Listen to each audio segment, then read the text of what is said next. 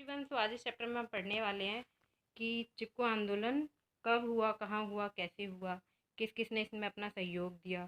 तो उससे पहले जानते हैं कि लोगों ने पेड़ों को बचाया, मतलब कि लोगों ने पेड़ों को गले लगा लिया ताकि उन्हें कोई काट ना सके।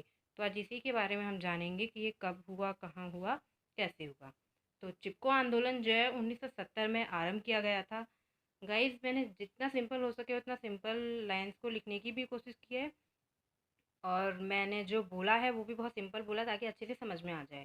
तो चलिए वीडियो स्टार्ट करते हैं। अगर आपको अच्छा लगे तो लाइक ज़रूर करना। तो यह प्रकृति को मान मतलब उससे पहले तो ये बता देती हूँ कि जो चिपको आंदोलन था वो उत्तराखंड के चमोली ज़िले में स्टार्ट हुआ था। ठीक है, 1970 में शुरू हुआ था और चमोली ज़िले में स्टार्ट हुआ था। उसके बाद यह प्रकृति को मानव के बीच के प्रेम का प्रतीक बना, इसीलिए इसको चिपको की संज्ञा दी गई। मतलब कि लोगों ने अपनी जान की परवाह किए बिना पेड़ों को गले से लगा लिया ताकि उन्हें कोई काट ना सके।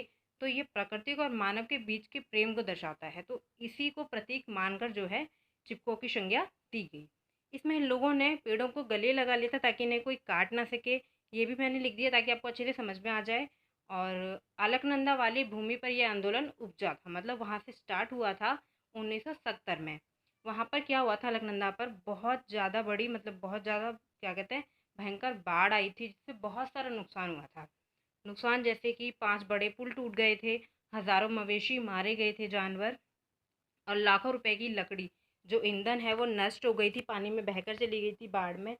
और बिजली का जो उत्पादन है, मतलब जो बिजली बनती थी वो उत्पादन भी ठप हो गया, नहीं बनती थी। उससे भी लोगों को बहुत सारी परेशानियां हुई और भूमि सिंचाई से वंचित रह गई। मतलब कि जब भयंकर बाढ़ आई, मतलब जब बाढ़ आती है तो उसके साथ बहुत सारी चीज़ें आती हैं। तो वैसे ही पानी बहुत गंदा हो गया था जिसकी वजह से भूमि जो थी उसको सींचा नहीं गया, तो भूमि भी जो थी वो सिंचाई से वंचित रह गई थी।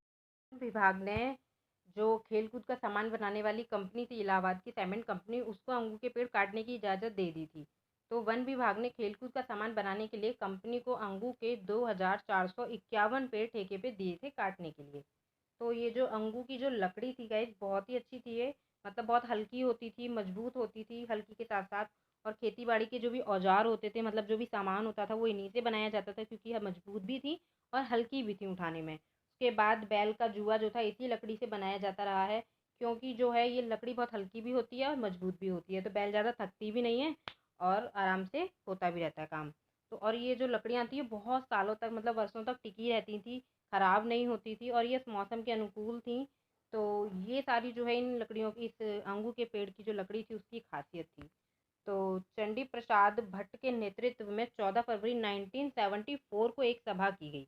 मतलब कि चंडी प्रसाद को और लोगों को जब ये चीज़ पता पड़ी तो चंडी चंडी प्रसाद जो थे, उन भट्ट ने, उन्होंने एक क्या कहते हैं सभा बुलाई 14 फरवरी 1974 को, जिसमें लोगों को बताया गया कि अगर पेड़ काटे गए तो हमारा अस्तित्व खतरे में पड़ जाएगा, क्योंकि पेड़ों से बहुत सारा, मतलब उनका काम हो जाता था, जैसे कि अब उनके जानवरों के लिए क्या कहते हैं जो चारा हो जाता था, जलाने के लिए लकड़ियाँ मिलती थी और जो भी औषधियाँ होती थी वो मिलती थी, तो बहुत सारा उनका उनसे काम हो जाता था। तो इसलिए उन्होंने कहा कि अगर पेड़ कटे तो हमारा अस्तित्व खतरे में पड़ जाएगा। और 15 मार्च को गांव वालों ने और 24 मार्च को विद्यार्थियों ने जुलूस निकाला, और ये जुलूस बहुत ही हद तक मतलब बढ़ने लगा, आंदोलन जोर पकड़ने लगा। तो सरकार ने मुआवजे की घोषणा कर दी। मतलब कि सरकार ने मुआवजे की घोषणा की कि गांव के पुरुष, मतलब मुआवजे की घोषणा की तो गांव के जो पुरुष थे, आदमी लोग, वो मुआवजा लेने के लिए चमोली चले गए। और सरकार ने आंदोलनकारी, मतलब कि जो आंदोलन कर रहे थे उन लोगों को बातचीत के लिए मुख्यालय में बुला लिया, और वहाँ पर सिर्फ महिलाएं ही रह गई फिर, क्योंकि आंदोलनकारी भी चले गए मुख्यालय और जो मुआवजा लेने वाले जो थे वो मुआवजा लेने पुरुष सारे चले गए।